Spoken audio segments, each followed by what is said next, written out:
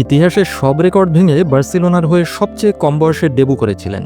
সবচেয়ে কম বয়সে চ্যাম্পিয়ন্স লিগে গোলের রেকর্ড তার। সবচেয়ে কম বয়সে লা লিগায় গোল করেও রেকর্ড গড়েছিলেন।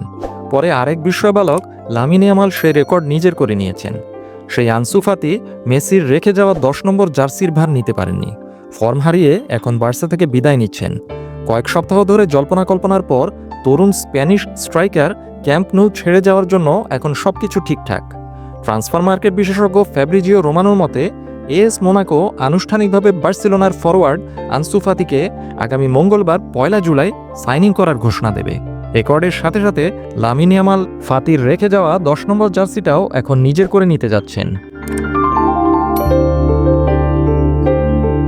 আনসু ফাতি সমস্ত প্রয়োজনীয় নথিতে সাইনিং করেছেন এবং তার মেডিকেল পরীক্ষা সম্পন্ন করেছেন। আসন্ন মৌসুমের জন্য এএস মোনাকোতে তার লোনে যাওয়ার আগে সব বাধা বিপত্তি পেরিয়ে গেছেন সহজেই। বার্সেলোনা এবং মোনাকোর মধ্যে চুক্তি সম্পূর্ণ হয়েছে এবং উভয় ক্লাবই এই সপ্তাহে চুক্তিটি ডিক্লেয়ার করবে বলে আশা করা হচ্ছে।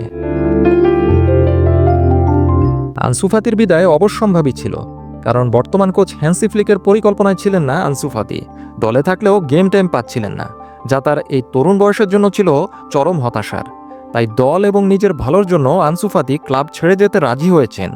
নিয়মিত গেম টাইম পাওয়ার আশায় তিনি পাড়ি জমাচ্ছেন লিগ ওয়ানের ক্লাব এএস মোনাকোতে। আর বার্সাও তার বিশাল অঙ্কের বেতন বোঝা কিছুটা হলেও লাঘব হওয়ায় হাঁপ ছেড়ে বেঁচেছে। বার্সেলোনা এবং এএস মোনাকোর মধ্যে আলোচনাটা খুব একটা সহজ ছিল না। বার্সেলোনা আশা করেছিল আনসু ফাতির পুরো বেতন, যা প্রতি মৌসুমে প্রায় 12 মিলিয়ন ইউরো অর্থাৎ 170 কোটি টাকা, সেটা পুরোটাই বহন করবে এএস মোনাকো।